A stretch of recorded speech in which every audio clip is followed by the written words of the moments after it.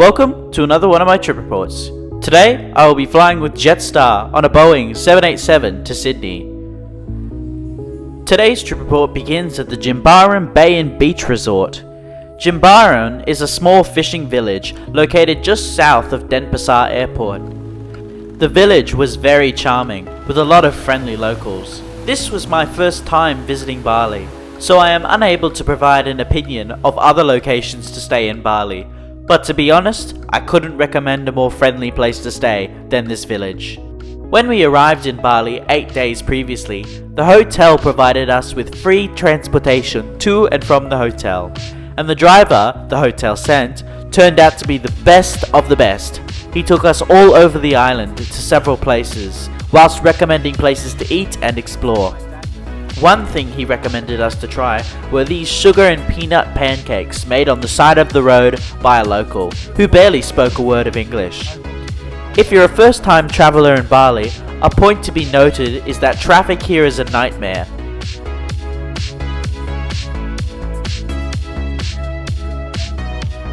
"15 minutes after leaving Jimbaran, we arrived at Denpasar's Igusti Ngurah Rai International Airport. Bali Airport is the second largest airport in Indonesia, just behind Jakarta's Soekarno-Hatta Airport.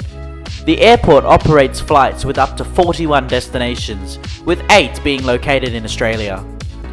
Most notably, KLM, the Dutch carrier, operates a daily 777 service to Amsterdam with a stopover in Singapore. After proceeding inside towards check-in, we weighed in our bags. At Sydney Airport on our inbound flight, Jetstar made it very clear that overweight baggage would be subject to overweight charges. Unfortunately, we were overweight, and there was no way of getting around it. Once accepting our fate, we joined the queue for check-in. By a streak of pure luck, our check-in agent allowed us to check in our bags, despite being 2 kilograms over. Before proceeding into the security area, all passengers are required to scan their boarding pass.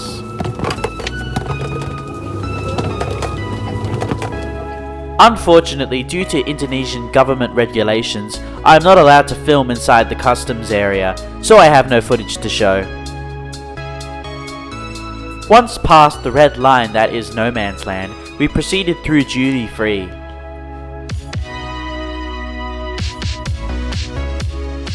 Having spent the remainder of my Indonesian money on alcohol not found in Australia, I was told that my vodka could be recollected at the gate once the boarding call had been made. Directly after duty free are the lounges for business class passengers and frequent flyers. There are 3 lounges here: a Garuda lounge, a Chris Flyer lounge, and a Qantas business lounge. As I'm travelling in economy, I have no access to any of the lounges today.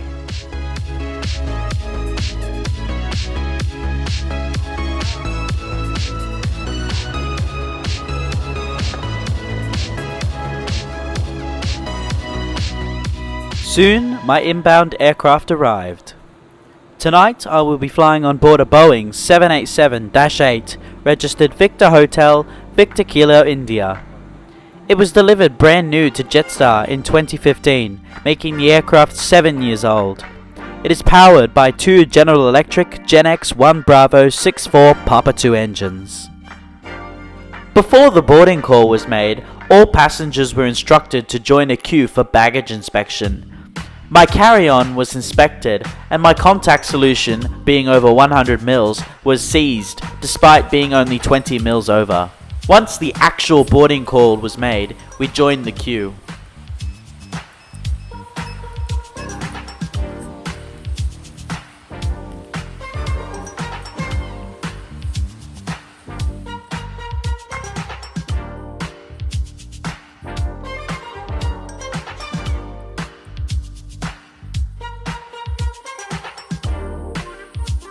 The aircraft is in a 2-class configuration with 21 business class seats in a 232 configuration and 314 economy class seats in a 333 configuration. Tonight I will be seated in 10 Juliet, which is the first row of economy on the right hand side. The economy class seat has 30 inches of pitch and 17 inches of width. However, being in a bulkhead seat, I had enough room to completely stretch out my legs. There is a reading light control switch located on the armrest, and the overhead air vents are located above.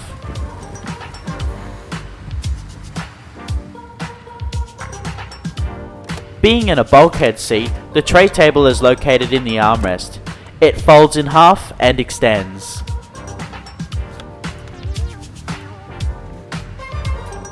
To access the entertainment screen, you first have to press this button before pulling out the screen. However, it can't be used during taxi, takeoff or landing.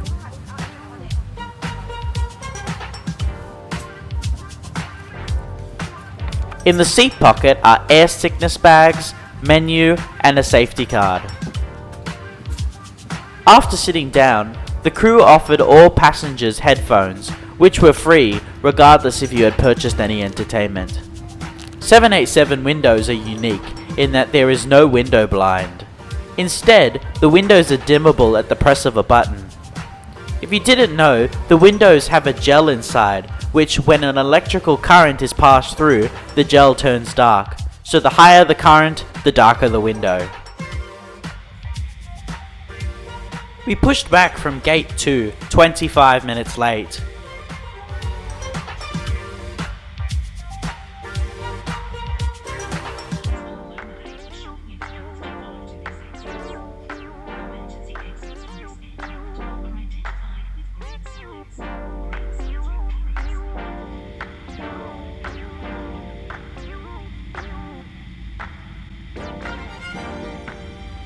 We taxied to runway 9 via the main taxiway, November 7 and Papa 7.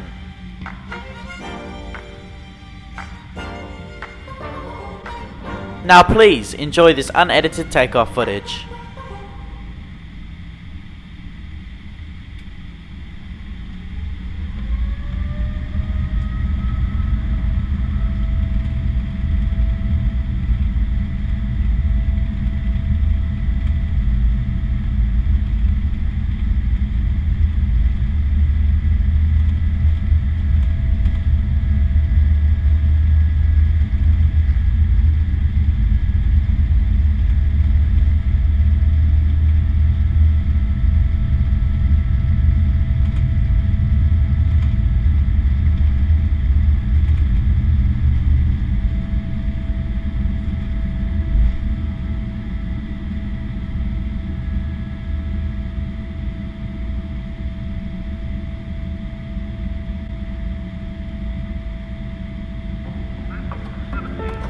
After takeoff, we continued straight out for a while before turning south towards Australia.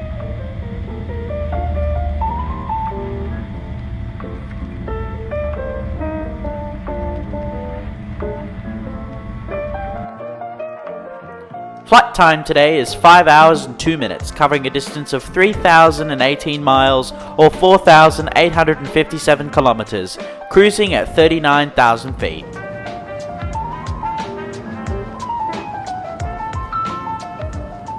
Jetstar Entertainment Screen is very responsive and has a wide range of movies, TV shows, music and games. At booking, the entertainment screen is an additional $10 per passenger, or $13 if you purchase it in the air. Probably the best feature of the entertainment screen is the in-flight map. Tonight I decided on my favorite Harry Potter universe movie, Fantastic Beasts: The Crimes of Grindelwald. About 45 minutes into the flight, the crew started their in-flight meal service. I pre-purchased an international meal, whilst my parents bought themselves two $15 meal vouchers. Tonight I was served butter chicken with peas and rice. The chicken was moist and warm, and wasn't too spicy, perfect for me as I can't handle spicy foods. However, there were 2 pieces of inedible cartilage, which wasn't nice.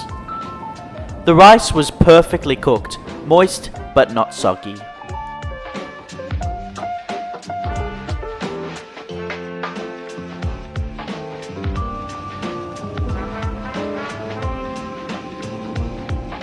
The 787 has 6 bathrooms on board, one at the front dedicated to business behind the cockpit, one behind row 11 on the right hand side, 2 in the center behind row 41, and 2 at the very back. They are very spacious and have everything you'd expect for a flight of this length. It's time to prepare the cabin for landing. 3.5 painful hours after sleep later, we commenced our descent over a dark and sleepy New South Wales on June the 1st.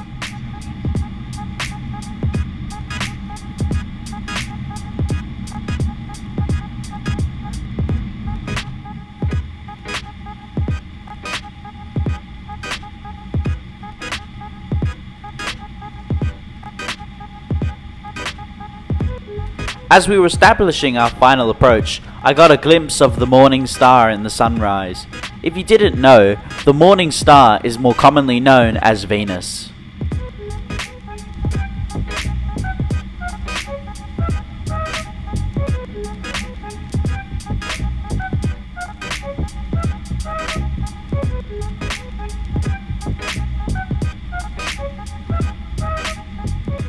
Now please enjoy this unedited landing footage.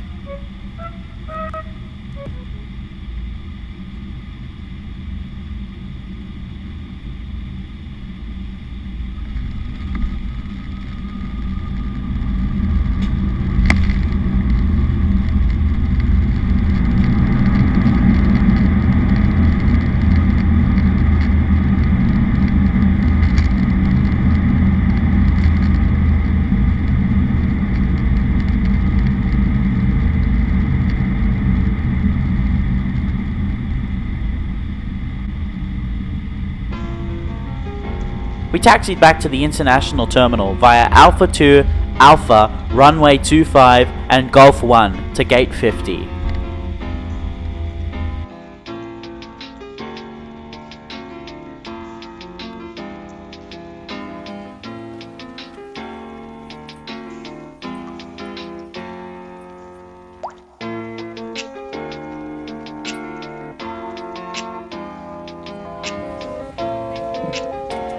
This was my first time flying internationally in over 6.5 years, and to be honest, it is no different now than it was 6 years ago.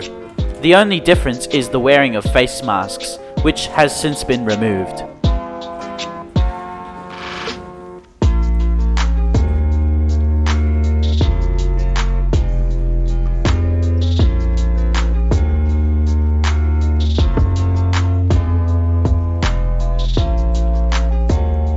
Once outside the aircraft, we proceeded through a second round of duty-free, just in case we had forgotten something.